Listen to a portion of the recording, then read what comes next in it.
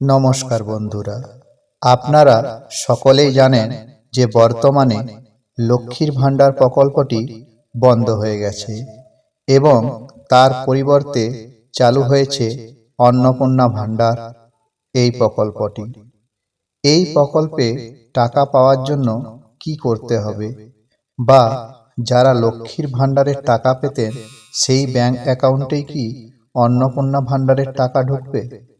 চলুন সরাসরি আমরা মন্ত্রীর মুখ থেকেই শুনে নিই সেই কথা। বৈঠক হলো, সেখানে কিছু কিছু ডিসিশন যেগুলো নেওয়া হয়েছে সেগুলো আপনাদের সামনে এক এক করে বলছি। প্রথম হচ্ছে, শোনা যাচ্ছে? নারী ও শিশু উন্নয়ন এবং সমাজ কল্যাণ বিভাগের অধীনস্থ অন্নপূর্ণা যোজনা প্রকল্পের নীতিগত অনুমোদন।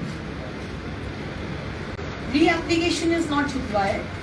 যারা যারা লক্ষ্মীর ভাণ্ডার পেতেন তাদেরই নাম আবার করে অন্নপূর্ণার ভাণ্ডার জাস্ট নামগুলো ট্রান্সফার হয়ে যাবে এই স্কিমে। তাদেরকে নতুন করে রেজিস্টার করতে হবে না ম্যাডাম, ডাইরেক্ট ব্যাংক ট্রান্সফার হবে। এবং যারা পাননি, আমরা খুব শীঘ্রই একটি পোর্টাল শুরু করতে চলেছি, সেখানে তারা যারা পাননি এতদিন তারা নতুন অ্যাপ্লিকেন্টদের দিদি, তথ্য সংস্কৃতি দপ্তর যেটা বলছেন এবং মাদ্রাসা দুই দপ্তরই